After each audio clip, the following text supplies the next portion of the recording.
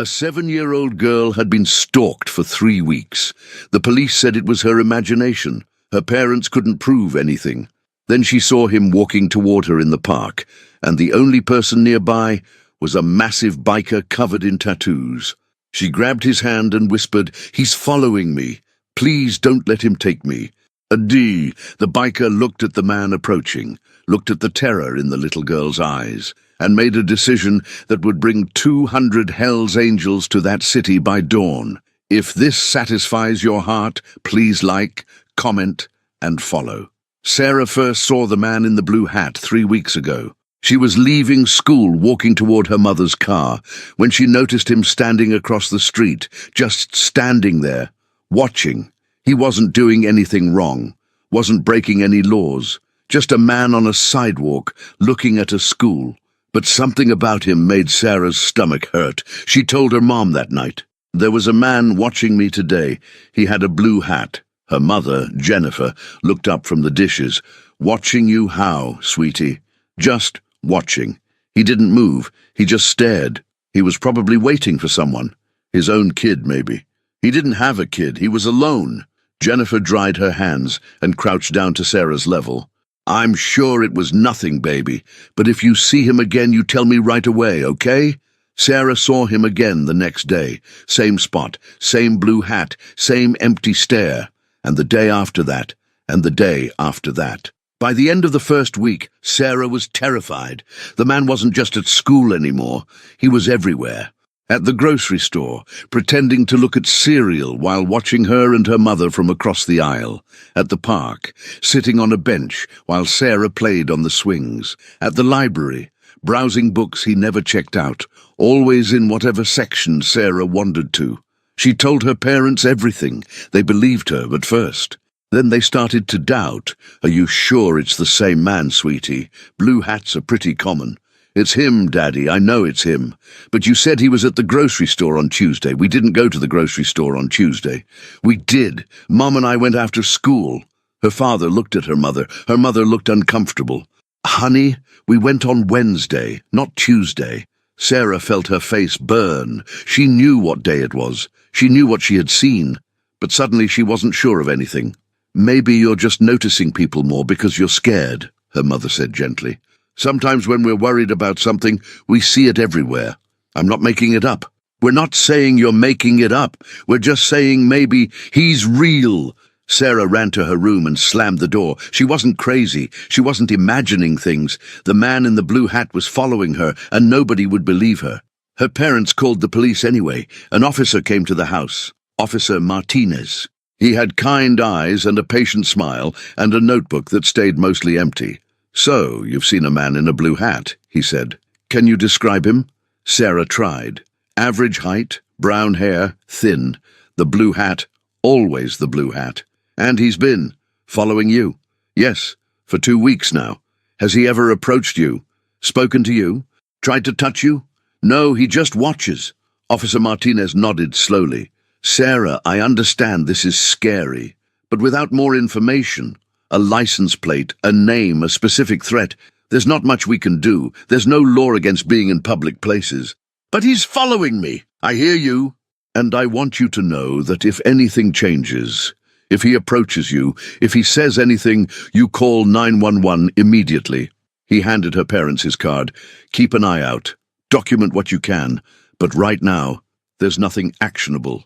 After he left, Sarah heard her parents talking in the kitchen. "Maybe she's going through something at school. Stress can cause—" "She's 7, Jennifer. What stress does a 7-year-old have?" "I don't know, but the officer said there's nothing he can do. Maybe we should talk to her teacher, or a counselor."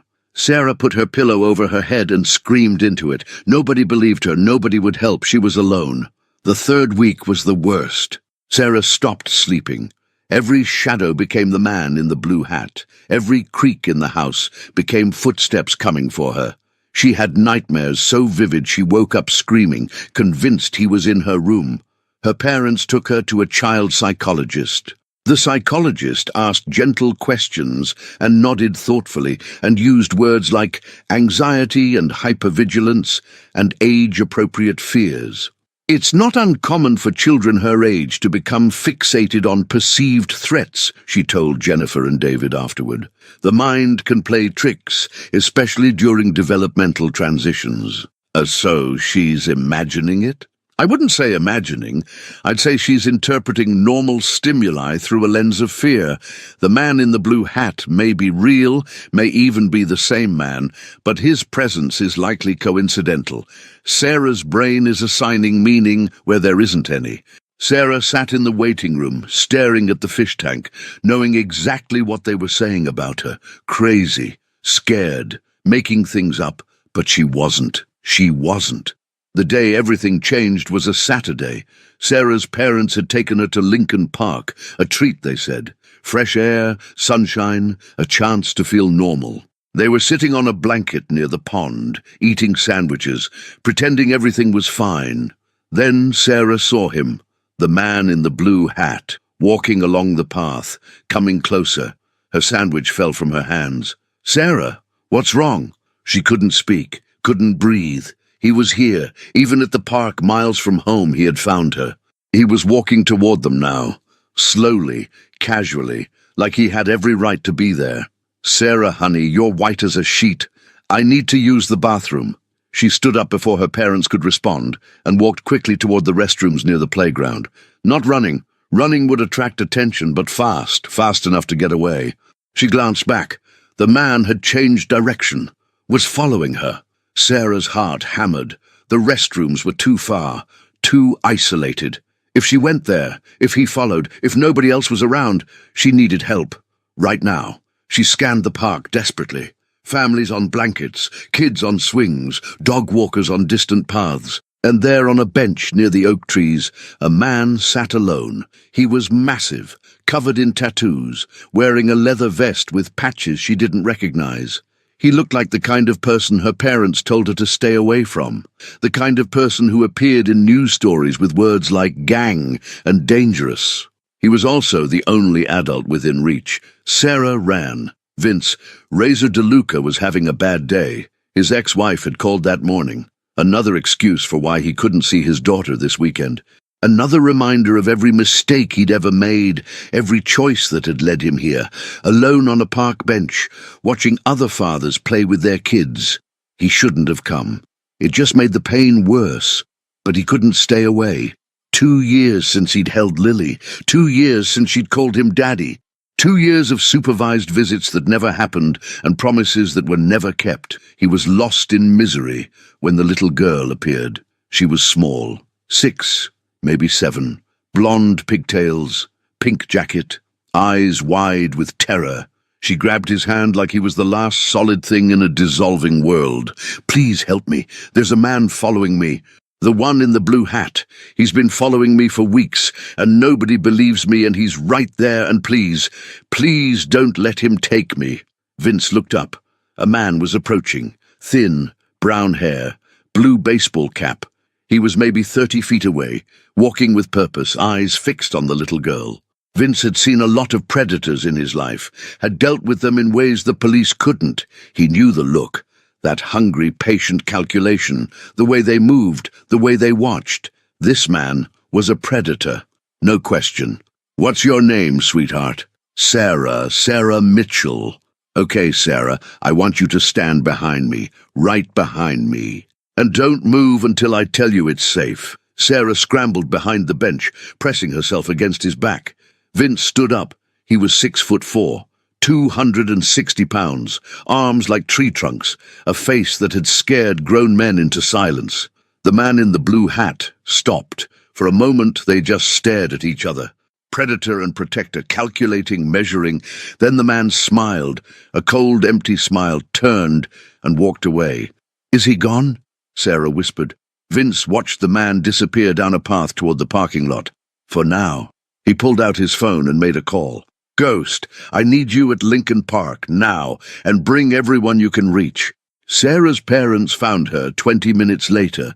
They had been frantic, searching the park, calling her name, convinced something terrible had happened. What they found was their 7-year-old daughter sitting next to a terrifying biker on a park bench, eating ice cream from a cart and chatting like old friends. Sarah... Jennifer ran toward them. David followed, his face cycling through relief, confusion, and fear. "Get away from my daughter." Vince didn't move, didn't react to the aggression. "Your daughter came to me for help. There was a man following her, blue hat. He's been stalking her for weeks. We've been through this." "The police said..." "The police are wrong." Vince's voice was granite. "I saw him. I saw the way he looked at her. That man is hunting your daughter, and if you don't do something about it, he's going to catch her." Jennifer's face went pale. You saw him? Thin guy, brown hair, blue baseball cap, late 30s, maybe early 40s. He was walking straight towards Sarah until I stood up. Then he changed course and headed for the parking lot. "Oh my God." Jennifer's hands were shaking. "Oh my God, it's real. It's actually real." David pulled out his phone. "I'm calling the police." "That'll take too long." Vince stood up. "I have people coming. They'll sweep the park, check the exits, try to get a plate number or ID. "People? What people?" As if in answer, the sound of engines filled the air. Motorcycles, dozens of them, pouring into the park's main entrance like a chrome avalanche. Jennifer grabbed Sarah and pulled her close. David stepped in front of them both. "What is this?" "Who are you?" "My name is Vince DeLuca. I'm with the Hells Angels." He watched his brothers dismount, spreading out through the park with practiced efficiency. "And nobody hurts kids on my watch."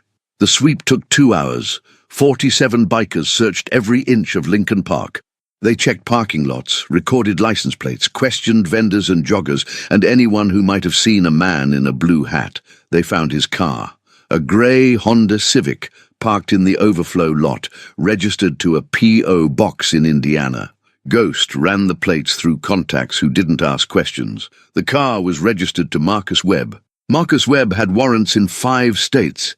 Marcus Webb was a registered sex offender who had failed to report his address change. Marcus Webb had a history of stalking children, grooming them, waiting for the perfect moment to strike. The police found this information very interesting when Vince's lawyer presented it to them 3 hours later. Officer Martinez looked at the file, then at Sarah's parents, then at the group of bikers standing outside the police station. "How did you get this? Does it matter?" Martinez was quiet for a long moment. Then he picked up his phone. "I need to issue a BOLO. Marcus Webb, wanted in connection with stalking and attempted child endangerment." He looked at Sarah, who was clutching her mother's hand. "I'm sorry we didn't believe you sooner. That's on us." Sarah didn't say anything. She just leaned against her mother and closed her eyes. For the first time in 3 weeks, she felt safe. They found Marcus Webb 2 days later. He was hiding in a motel outside the city, watching the news coverage of his own manhunt. The police caught him trying to flee through a back window. In his room they found photographs, hundreds of them, children from playgrounds, from schools, from parks, children he had stalked across 5 states. Sarah was in 17 of the photos. Some were from outside her school, some from the grocery store, some from her own backyard, taken through a gap in the fence. He had been watching her for months, not weeks, months, planning, waiting, building towards something that never came, because a 7-year-old girl had trusted the scariest person she could find. And that person had answered. The news broke like a firestorm. Serial child stalker, caught after bikers intervene. Hells Angels save 7-year-old from predator police ignored. Little girl's instinct leads to capture of wanted criminal. The story had everything the media loved. A vulnerable child, incompetent authorities, unlikely heroes, a villain with a dark past. It spread across national news within 24 hours. Sarah's face was everywhere. Her parents tried to shield her, but there was no escaping the attention. The police held a press conference. Officer Martinez stood at the podium, looking uncomfortable. "We take all reports seriously," he said, reading from prepared remarks. "In this case, the initial complaint lacked sufficient evidence for actionable intervention.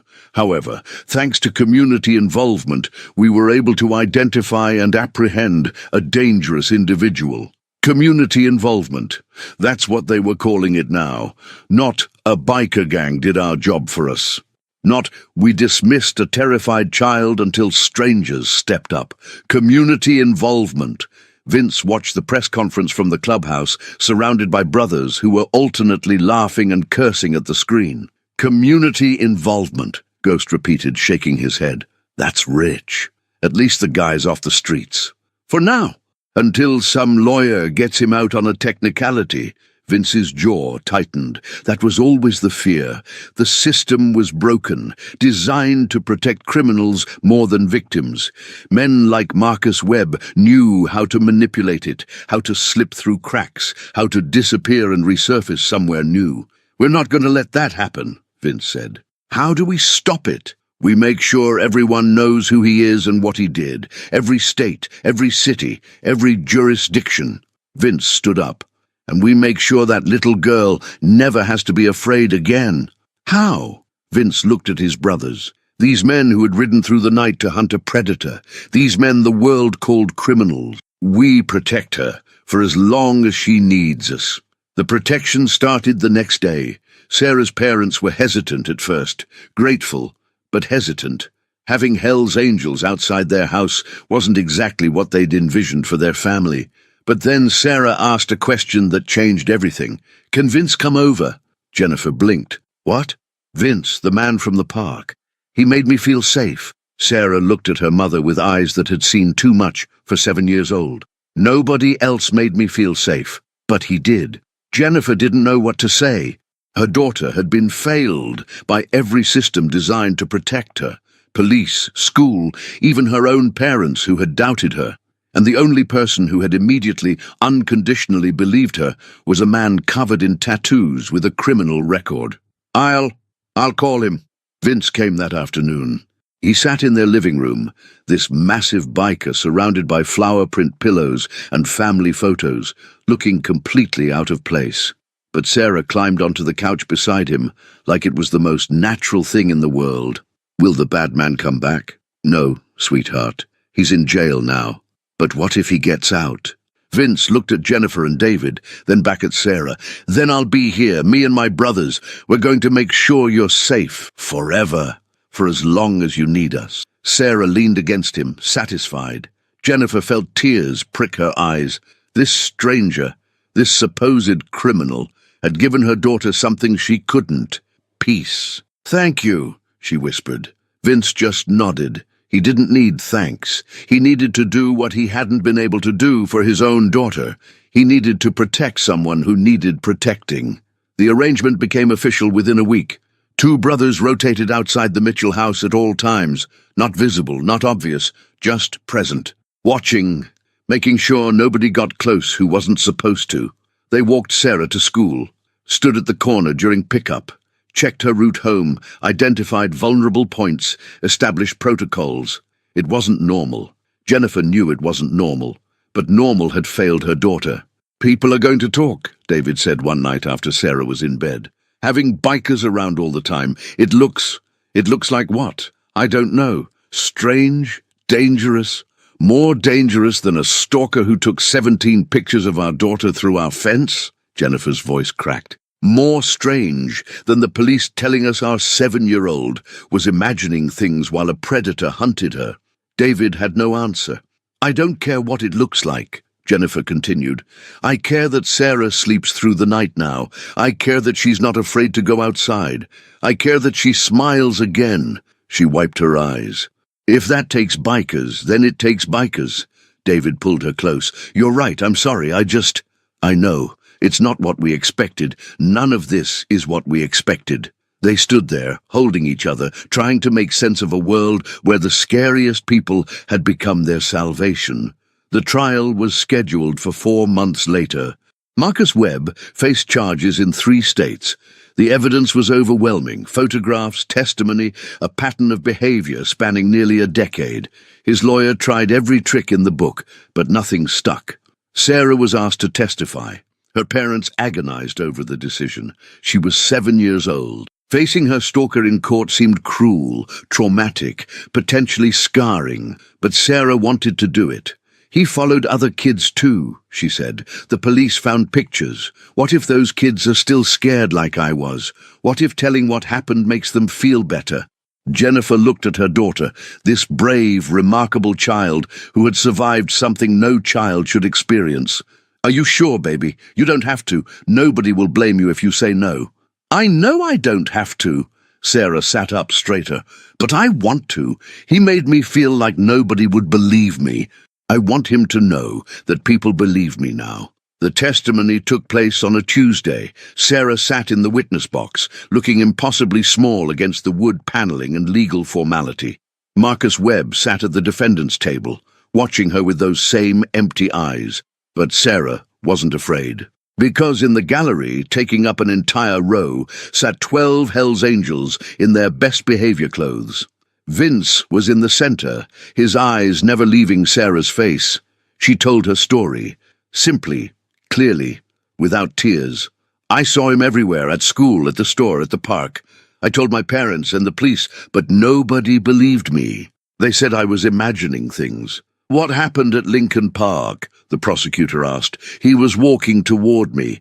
I knew he was going to take me, so I ran to the scariest person I could see and asked him for help. The scariest person? Mr. Vince. He had tattoos and looked mean. Sarah glanced at Vince and smiled. But he wasn't mean. He was nice. He believed me right away. He stood up and the man went away. Why did you choose him specifically? Sarah thought about it, because I thought the bad man would be scared of him, and I was right. The prosecutor smiled. The jury smiled. Even the judge seemed to suppress a smile. Marcus Webb did not smile. The verdict came back in less than 2 hours. Guilty on all counts. 25 years to life, with additional charges pending in other states. When the sentence was read, Sarah looked at Vince. He nodded once. It was over. But the work wasn't finished. The Marcus Webb case exposed something that couldn't be ignored. The system's failure to protect children, to believe them, to act on their warnings. Vince couldn't fix the whole system, but he could do something. 3 months after the trial, he stood before a gathering of 200 Hell's Angels from chapters across the Midwest. What happened to Sarah happens every day, he told them. Kids in danger, nobody listening. Predators hunting because they know nobody's watching. We can't fix the police, we can't fix the courts, but we can be there when they fail. He outlined the program. Guardian Angels, they'd call it.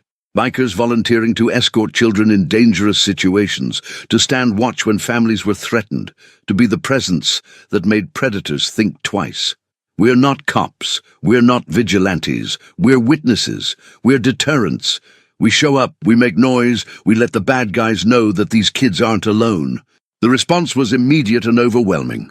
Within 6 months, Guardian Angels chapters had formed in 12 states. They worked with domestic violence shelters, child advocacy centers, schools in high-risk areas. They showed up at custody exchanges where violence was a possibility. They stood outside homes where stalkers had been reported. They became the protection that the system couldn't provide, and it had all started with a 7-year-old girl who grabbed a stranger's hand and said, "He's following me." 1 year after the park, Vince got a phone call. "There's someone here who wants to see you." He was at the Mitchell house for Sarah's 8th birthday party when his phone buzzed. The voice on the other end was Ghost, and his tone was strange, uncertain. "Who? You should probably just come." Vince made his excuses to Sarah and her parents and rode to the clubhouse. He didn't know what to expect. A problem, probably. Some complication with the Guardian Angels program, or a brother in trouble. What he found was a woman standing in the parking lot, his ex-wife, Karen, and beside her, holding her hand, looking up at him with wide eyes, was his daughter, Lily. Vince forgot how to breathe. Daddy. The word broke something inside him. 2 years since he'd heard that voice. 2 years since she'd called him anything at all. "Hey, baby girl." Lily let go of her mother's hand and ran to him. He caught her, lifting her into his arms, holding her so tight he was afraid he might break her. "I missed you, Daddy. I missed you too. God, I missed you so much." Karen stood at a distance, arms crossed, looking uncomfortable. "She saw you on the news," she said finally. "The story about the little girl you saved. She asked if that was really you." If her daddy was a hero, Vince couldn't speak, just held his daughter and tried not to fall apart. "I know I've made things difficult," Karen continued. "I was angry. I had reasons to be angry, but Lily deserves to know her father, especially now that I've seen." She gestured vaguely at the clubhouse, at the guardian angel's banner hanging over the door. "You've changed." "I'm trying." "I know. I can see it." She took a breath. "I want to work out a real custody arrangement. Something consistent. Something Lily can count on." Vince looked at his daughter. At this child he had ached for every day for 2 years.